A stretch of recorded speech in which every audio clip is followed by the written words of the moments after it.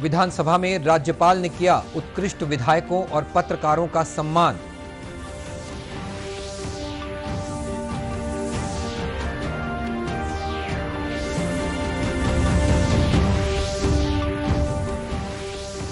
केंद्रीय मंत्री ने कहा, आर्थिक उत्थान और सामाजिक न्याय दिलाने काम कर रही मोदी सरकार।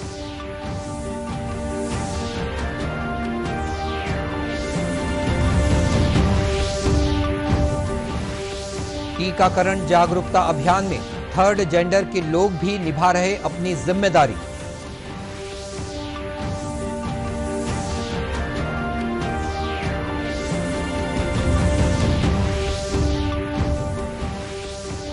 और पर्यावरण संरक्षण को बढ़ावा देने लिए नगर निगम चला रहा प्लास्टिक फ्री कोरबा अभियान।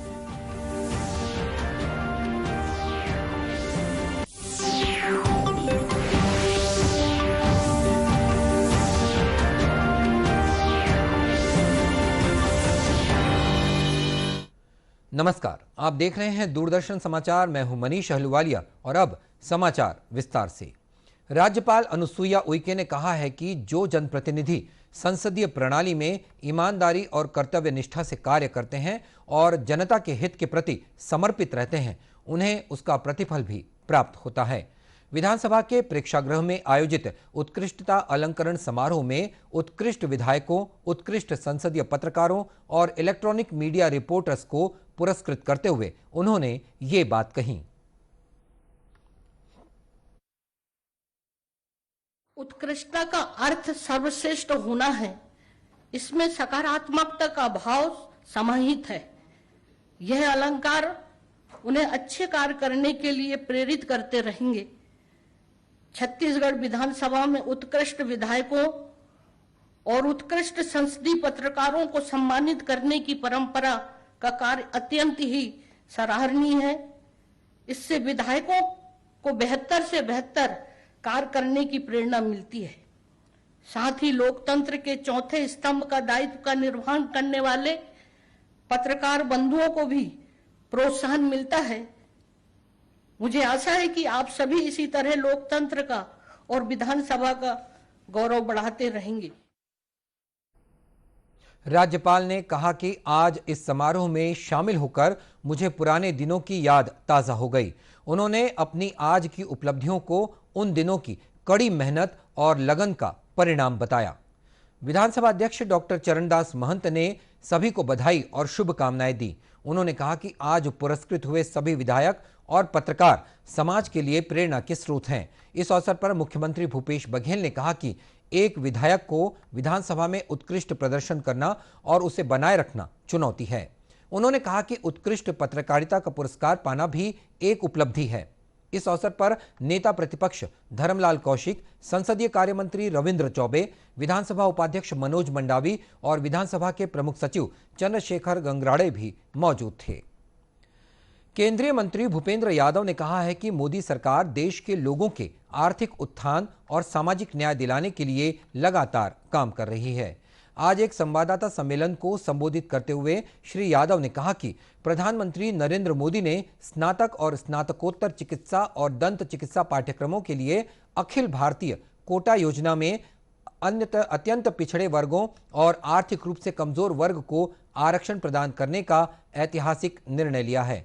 उन्होंने कहा कि मोदी सरकार में पिछले 5 साल में 79 नए मेडिकल कॉलेज खोले गए हैं। उन्होंने कहा कि देश में स्नातक सीटें करीब 56% और स्नातकोत्तर सीटों में 80% की वृद्धि की गई है। ये एक ऐतिहासिक अवसर है कि लंबे समय से देश में समतामूलक समाज की स्थापना के लिए समाज के सभी वर्गों को समाहित करते हुए समरस भारत की रचना को करने के लिए बहुत सारे निर्णय एक लंबे समय से पेंडिंग थे। प्रधानमंत्री जी के नेतृत्व में उनको पूरा करके सरकार ने सामाजिक समरसता का, समतामूलक समाज का और सभी वर्गों की भागीदारी को सुनिश्चित करने के जो संवैधानिक दायित्व उनको पूर्ण करने का प्रयास किया है। भारत के संविधान में जो सामाजिक आर्थिक और राजनीतिक न्याय की संकल्पना है, उसको पूरा करने का काम माननीय प्रधानमंत्री जी के नेतृत्व में किया गया। और इसीलिए मेडिकल कॉलेज में भी ओबीसी समाज के 27% और आर्थिक रूप से पिछड़े वर्ग के विद्यार्थियों के लिए भी 10% आरक्षण की बात की गई। श्री यादव ने संसदीय परंपरा तोड़ने के लिए कांग्रेस की आलोचना की। उन्होंने कहा कि पिछड़ा वर्ग आयोग को संवैधानिक दर्जा देने की मांग लंबे समय से चल रही थी, लेकिन यूपीए सरकार के दौरान पिछड़ा वर्ग आयोग को संवैधानिक दर्जा नहीं दिया गया। उन्होंने कहा कि पिछड़ा वर्ग आयोग को प्रधानमंत्री नरेंद्र मोदी के नेतृत्व में संवैधानिक आयोग का दर्जा दिया गया है। मुख्यमंत्री भूपेश बघेल ने पंचम विधानसभा के 12वें सत्र के समापन अवसर पर इसकी सफलता को लेकर विधानसभा अध्यक्ष डॉक्टर चरणदास महंत, नेता प्रतिपक्ष धर्मलाल कौशिक, मंत्री एवं विधायक गणों सहित व्यवस्था के संचालन में प्रत्यक्ष और अप्रत्यक्ष रूप से सहभागी रहे सभी लोगों का धन्यवाद ज्ञापित किया है। मुख्यमंत्री ने कहा कि विधानसभा का ये पावस सत्र संक्षिप्त होने के बावजूद भी सार्थक रहा। सत्र के दौरान सदस्यों ने अपने क्षेत्र की समस्याओं से संबंधित प्रश्न, ध्यानाकर्षण स्थगन, अशासकीय संकल्प, लोकहित के मुद्दों पर सदन का ध्यान आकर्षित किया। उन्होंने कहा कि सत्र में संसदीय प्रणाली के सभी आयामों का उपयोग हुआ है। पंचम विधानसभा के इस पावस सत्र में पहली बार अशासकीय संकल्प प्रस्तुत हुआ है। मुख्यमंत्री ने आगे कहा कि छत्तीसगढ़ विधानसभा के सदस्यों ने अपने कार्य व्यवहार से संसदीय परंपरा की गरिमा को एक नई ऊंचाई दी है। पक्ष विपक्ष के सभी सदस्यों ने विधानसभा अध्यक्ष के मार्गदर्शन में जनहित के मुद्दों पर सार्थक चर्चा और समस्याओं का समाधान भी किया है। उन्होंने नेता प्रतिपक्ष सहित मंत्रिमंडलीय सहयोगियों और सदस्यों को सत्र के दौरान बेहद सूझबूझ और सजगता के साथ अपनी बात रखने के लिए बधाई और शुभकामनाएं दी। मुख्यमंत्री भूपेश बघेल ने कहा कि पावस सत्र में हिंदुस्तान में पहली बार कृषि भूमिहीन मजदूरों की आर्थिक मदद के लिए बजट में प्रावधान किया। ये मील का पत्थर साबित होगा। इस सत्र में 3 विधेयक पारित किए गए। ऐतिहासिक साबित होगा और जिसमें जो मजदूर हैं, जो भूमिहीन श्रमिक हैं, उनके लिए पहली बार सप्लीमेंट्री बजट में प्रावधान किया गया। ये ऐतिहासिक निर्णय रहा है। दूसरा, चंदूलाल चंद्राकर मेमोरियल जो कॉलेज है, मेडिकल कॉलेज है, उसके अधिग्रहण की कार्रवाई हुई। वो भी अपने आप में मील का पत्थर साबित हुआ है। ये विधेयक के माध्यम से जहां मेडिकल छात्रों के भविष्य सुरक्षित हुआ, बल्कि आने वाले समय में 150 सीट हमें मेडिकल कॉलेज तत्काल मिलेगा। इसका लाभ प्रदेश की जनता को मिलेगा। उन्होंने कहा कि विधानसभा के नए सदस्यों ने अपने क्षेत्र की समस्याएं सदन के समक्ष रखी और चर्चा में सजगता से भाग लिया। मुख्यमंत्री ने पावस सत्र के समापन अवसर पर राज्यपाल अनुसुईया उइके द्वारा उत्कृष्ट विधायकों के सम्मान समारोह में शामिल होकर गौरव प्रदान करने के लिए उन्हें विशेष रूप से आभार जताया। मुख्यमंत्री ने पावस सत्र के दौरान संसदीय कार्य मंत्री रविंद्र चौबे के उत्कृष्ट दायित्व निर्वहन की भी सराहना की और कहा कि सभी सदस्यगणों ने अपने कार्य व्यवहार से संसदीय परंपरा की गरिमा को एक नई ऊंचाई दी है। और खबरों का सिलसिला आगे भी जारी रहेगा। फिलहाल वक्त एक छोटे से ब्रेक का।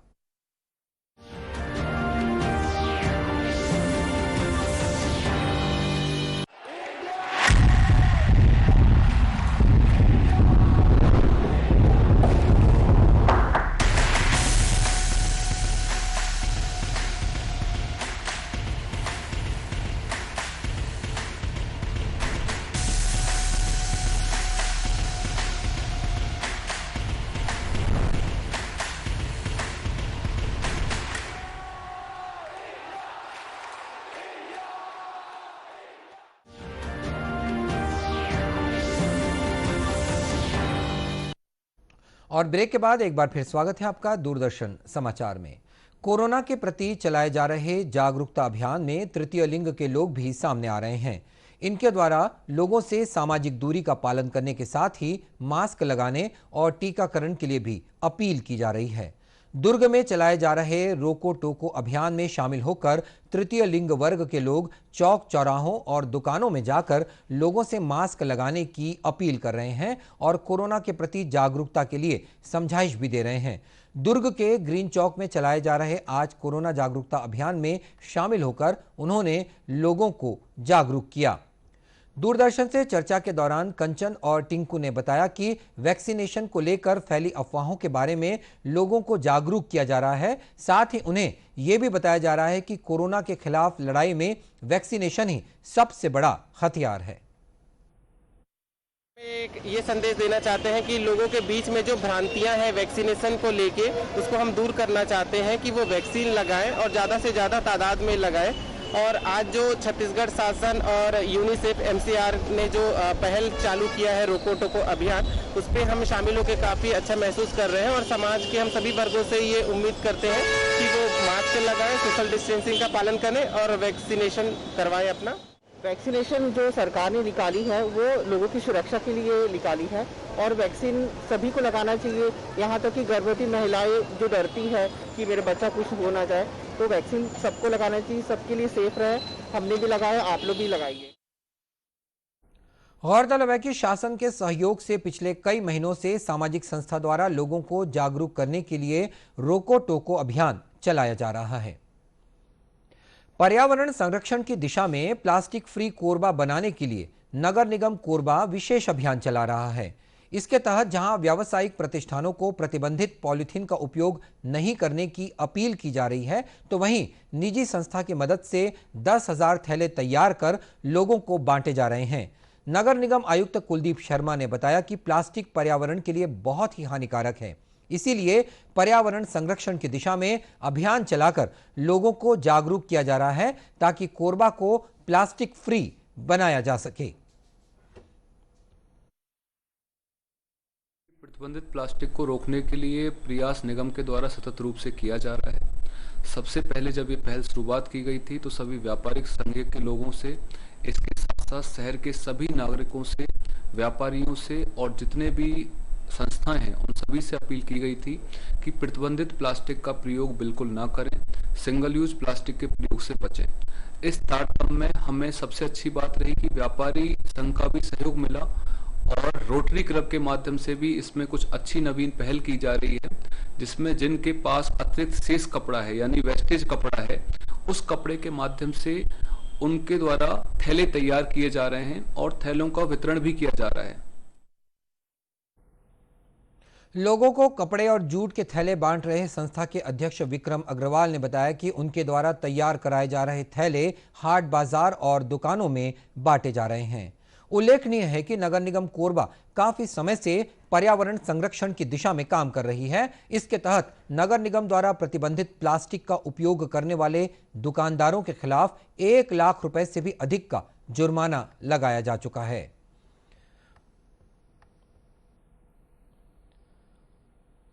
कृषि विभाग की लापरवाही से बेमेतरा जिले के किसान परेशान हो रहे हैं। विभाग ने चयनित स्थल की बजाय दूसरे स्थान पर स्टॉप डैम का निर्माण कर दिया है, जिससे पानी डैम में रुकने के बजाय किसानों के खेत में जा रहा है, जिससे फसल खराब हो गई है। इसके विरोध में पीड़ित किसानों ने कलेक्टोरेट पहुंचकर मुआवजे की मांग की।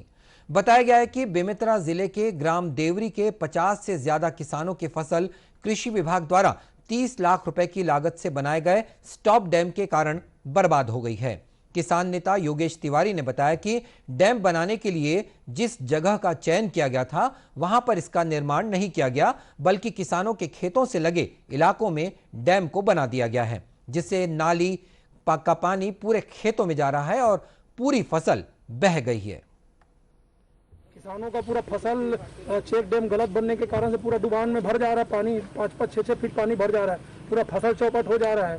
पिछले 8 महीना पहले भी इन लोगों ने शिकायत किया था कलेक्टर को, विधायक को, विधानसभा क्वेश्चन भी उठा था, कृषि मंत्री का जवाब भी आया था कि सर जल्द से जल्द चेक डैम की जांच करवाई जाएगी, क्षतिपूर्ति राशि दी जाएगी और जो भी संबंधित अधिकारी जो गलत ढंग से बना उनके खिलाफ कार्रवाई की जाएगी। बताया गया है कि किसानों ने डैम निर्माण के समय ही विभाग के अधिकारियों और ठेकेदारों को इसका निर्माण चिन्हांकित जगह पर ही करने को कहा था, लेकिन अधिकारियों ने अपने मन मुताबिक दूसरे स्थान पर इसका निर्माण कर दिया, जिससे किसान परेशान हैं। दूरदर्शन केंद्र रायपुर के निदेशक अभियांत्रिकी बाल मुकुंद वर्मा शुक्रवार को सेवानिवृत्त हो गए। उन्होंने सन 1984 से आकाशवाणी जगदलपुर से अपनी शासकीय सेवा की शुरुआत की थी।